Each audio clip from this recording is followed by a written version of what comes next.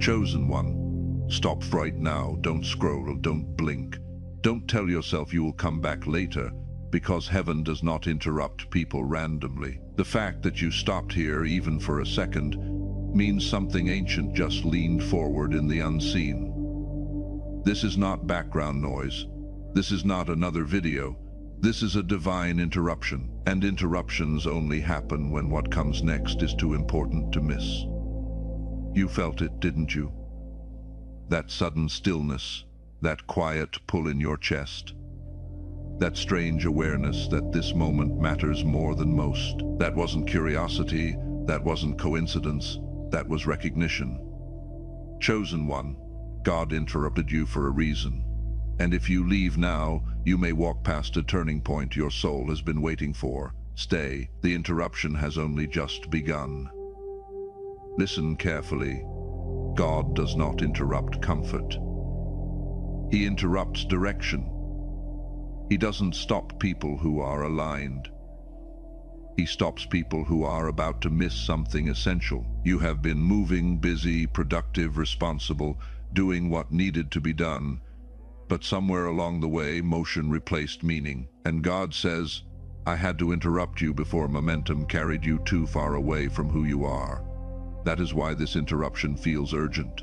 That is why it feels personal. That is why it feels like time slowed down the moment you stopped. You weren't doing anything wrong. You just weren't listening anymore. So God paused your world. Chosen one, that restlessness you have been feeling. It wasn't dissatisfaction. It wasn't ingratitude. It wasn't weakness. It was a signal, a warning light on your spirit. You tried to ignore it. You told yourself you were tired. You blamed stress. You blamed circumstances. You blamed seasons. But the truth is simpler and heavier. Your soul was drifting from alignment, not into sin, not into destruction, but into distraction.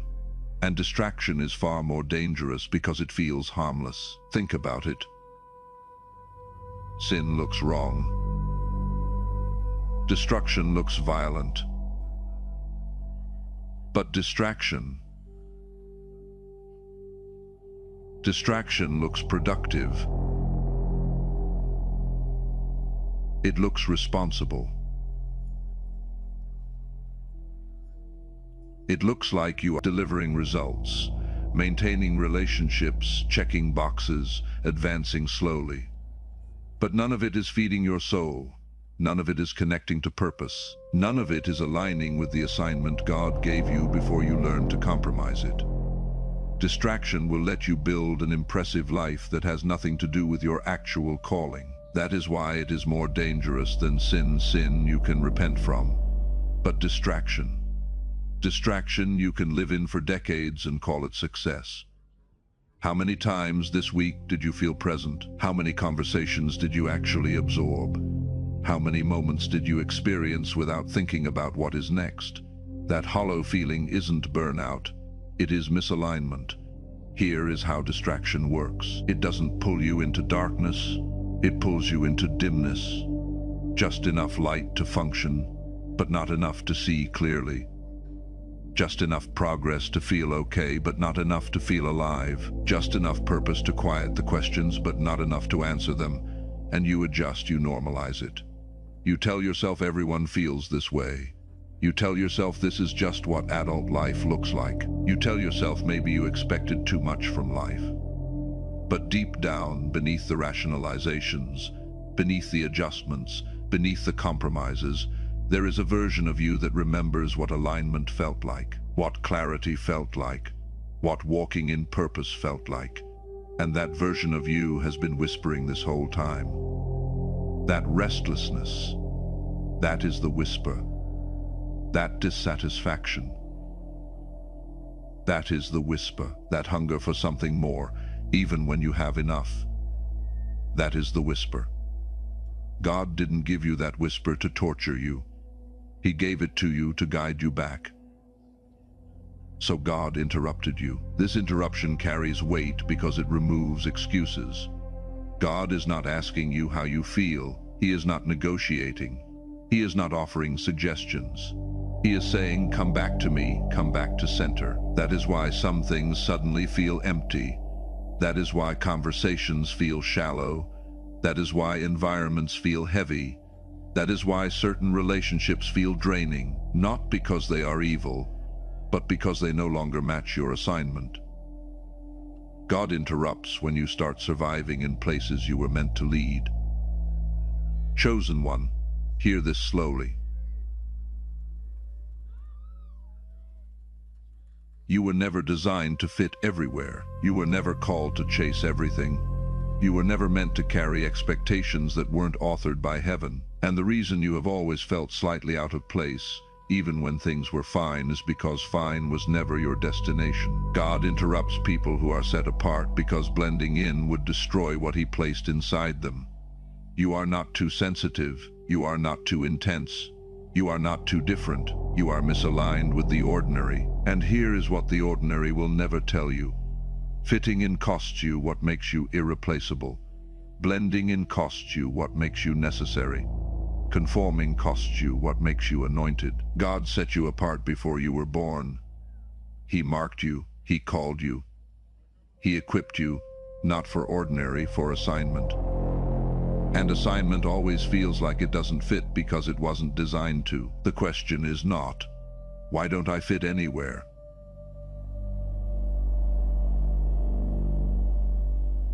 The question is, what was I designed to fit into that I keep avoiding? See, when you are designed for something specific, everything else will feel slightly off, not wrong, just off.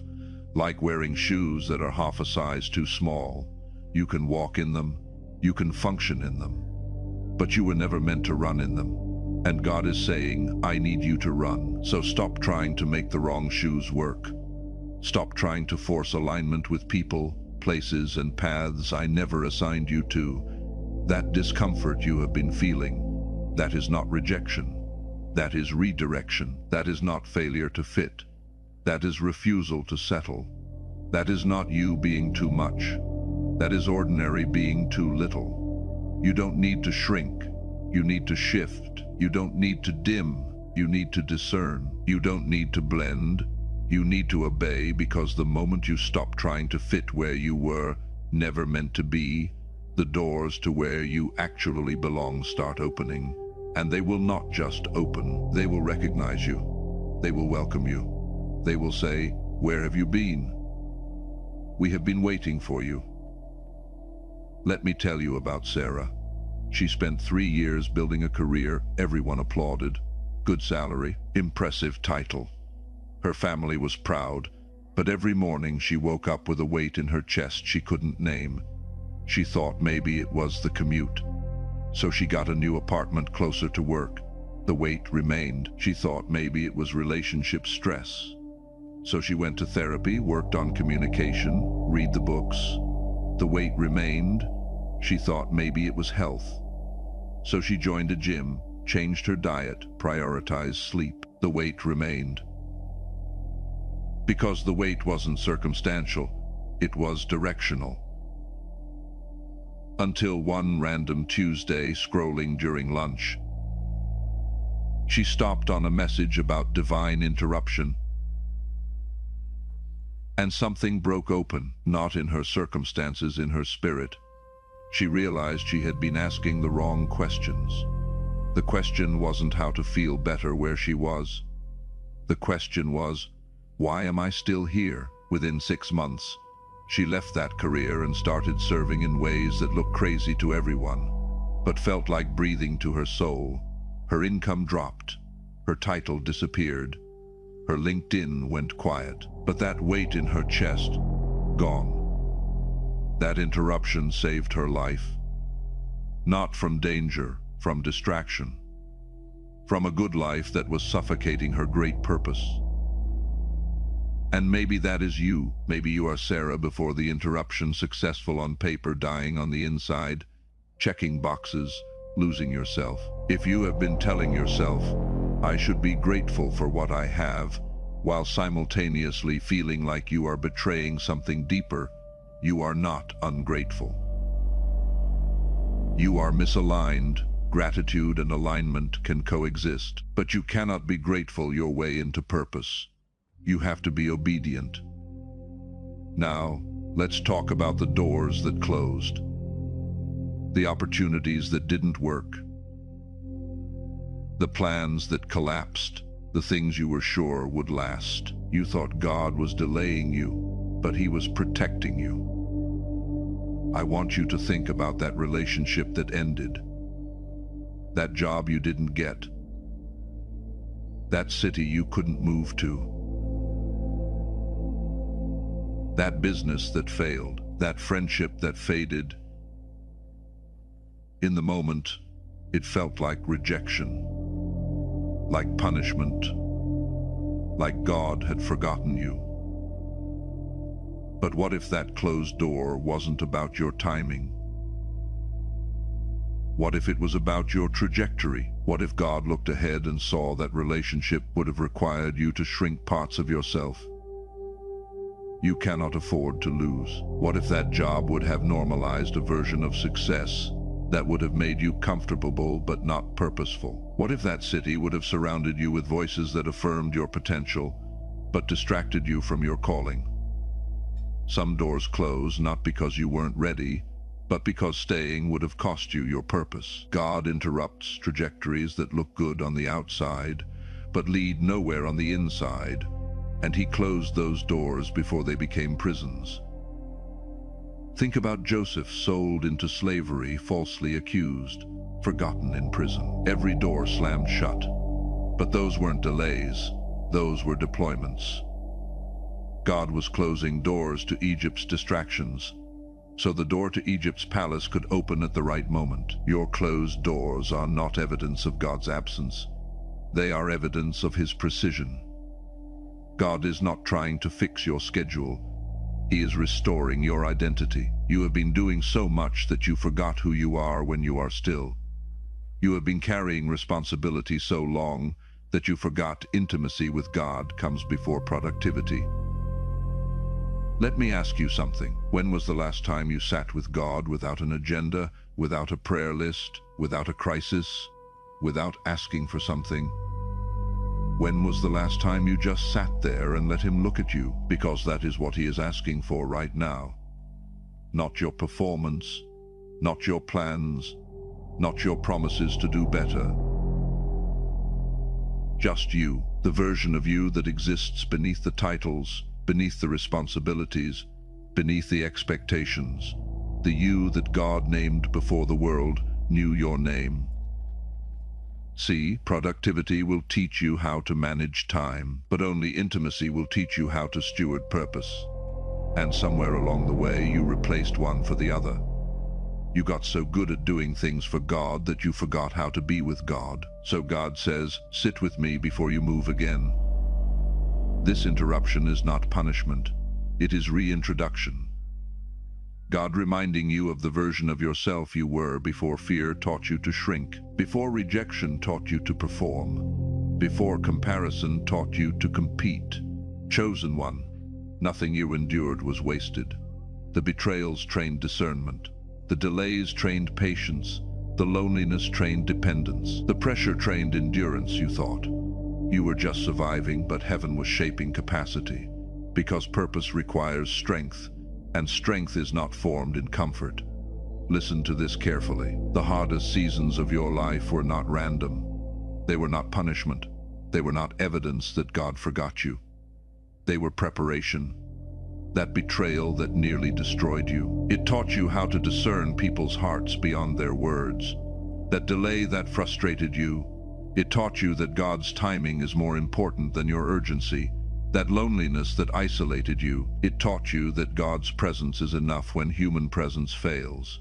That pressure that almost broke you, it taught you that you are stronger than you ever knew. Every wilderness has a curriculum. Every giant has a lesson. Every exile has a purpose. David couldn't kill Goliath without first killing the lion and the bear in private. Moses couldn't lead Israel out of Egypt without first learning humility in the desert. Paul couldn't write half the New Testament without first sitting in prison.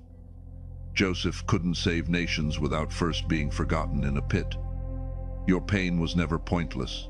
Your struggle was never shameful. Your suffering was never a sign of God's distance. It was preparation for assignment. God interrupts when training is complete, and it is time to deploy. And here is how you know the training is complete. The thing that used to break you now just informs you. The people who used to control you now just reveal themselves. The situations that used to panic you now just position you. The voices that used to define you now just distract you. You are not the same person who entered that season, and you were never supposed to be. This moment feels heavy because clarity carries responsibility. Once God interrupts you like this, you cannot pretend you didn't hear him. Silence ends today, confusion begins to lift, excuses lose power, and this is where most people panic. Because as long as you are confused, you are off the hook. As long as you are uncertain, you can delay. As long as you are waiting for more confirmation, you can stay where you are. But clarity removes that option. Clarity says, now you know, and now that you know, you are accountable. Not to perfection, but to direction. Not to having it all figured out, but to taking the next step. See, God doesn't give you the full blueprint. He gives you the next instruction. He doesn't show you the destination. He shows you the direction. And the moment you obey the direction you have, he reveals the next piece. But if you are waiting for the whole plan before you move, you will wait forever. Because obedience unlocks revelation, not the other way around. This is why this interruption feels heavy. It is not heavy because of what is being asked. It is heavy because you can no longer claim ignorance. You can no longer say you didn't know. You can no longer use confusion as a shield. God just removed your excuses, and now you have to decide, will you honor what you just heard, or will you return to distraction and pretend this moment never happened? Because here is the uncomfortable truth. Some of you will close this message, feel inspired for about 20 minutes, and then let life pull you right back into misalignment.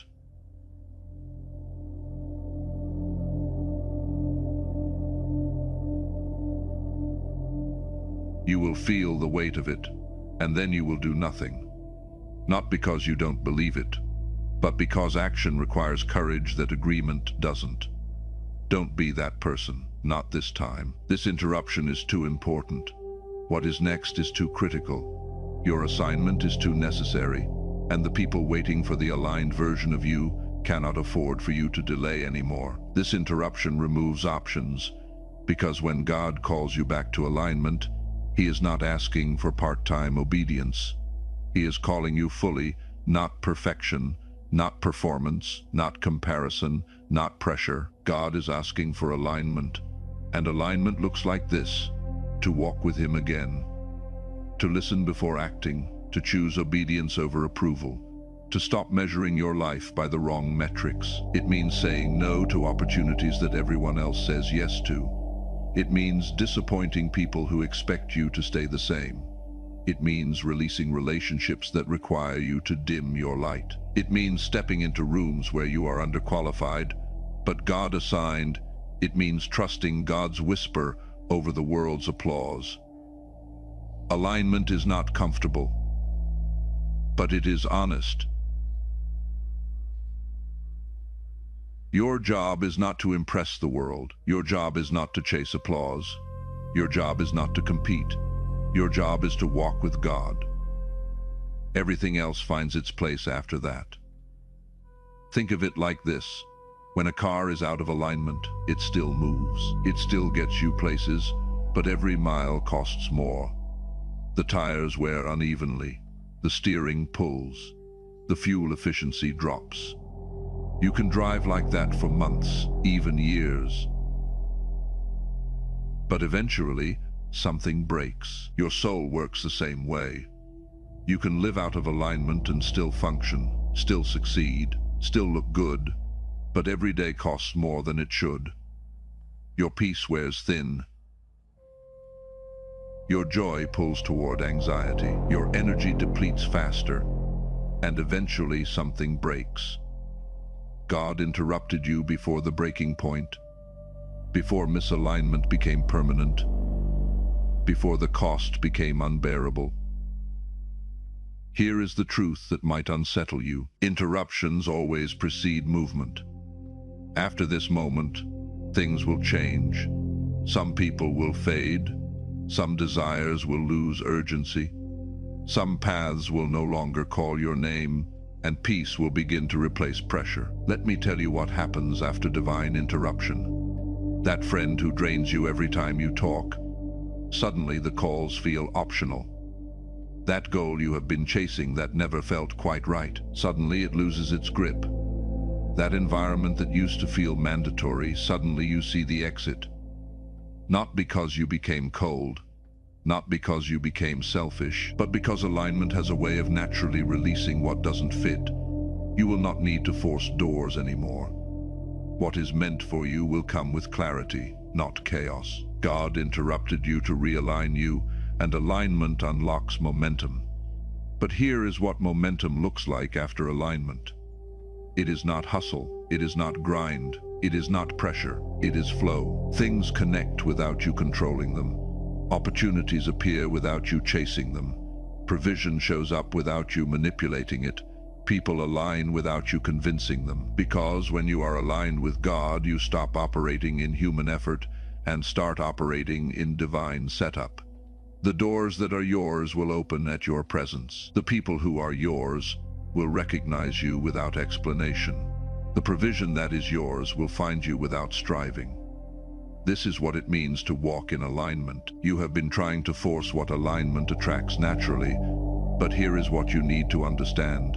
This feeling you have right now, this awareness, it has an expiration date. Not because God changes his mind, but because the noise will come back.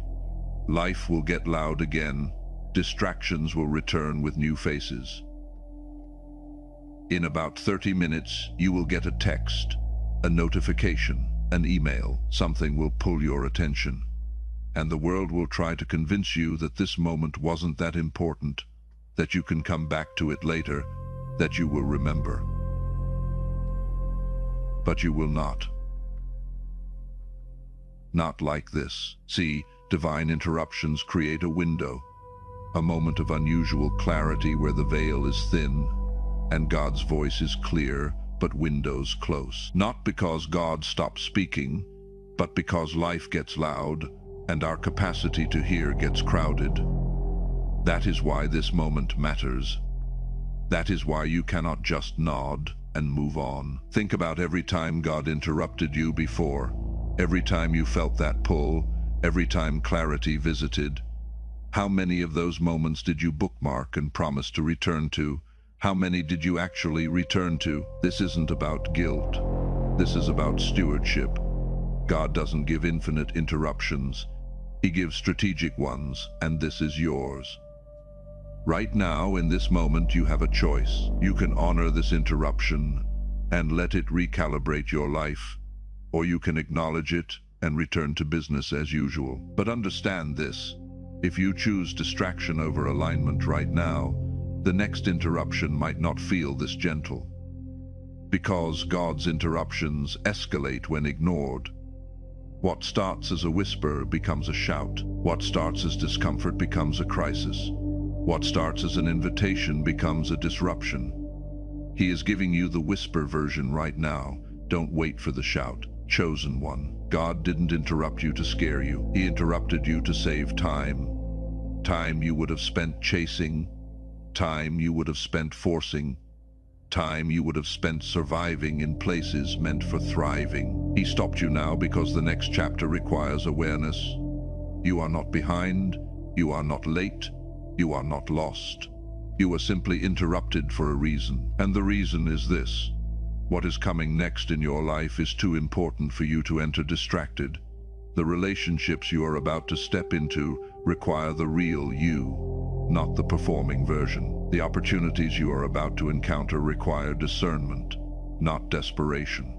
The battles you are about to face require spiritual awareness, not religious routine. God is clearing the fog before the journey gets critical.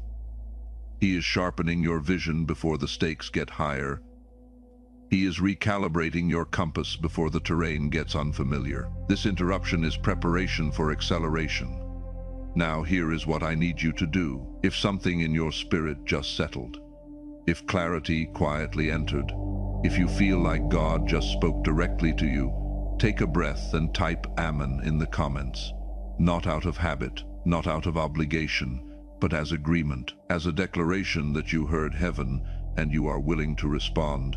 Because when you type Amen, you are not just acknowledging a message, you are activating alignment. You are making a spiritual statement that what you heard matters more than what is convenient. And listen, if your spirit knows this message was meant for you, if you don't want to miss the next interruption God sends, subscribe to this channel right now.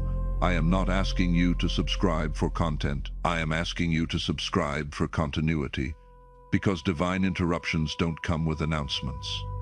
They come quietly, usually when you are not looking for them. And this channel exists to make sure you don't miss them. Every message here is designed to cut through noise and speak to what matters.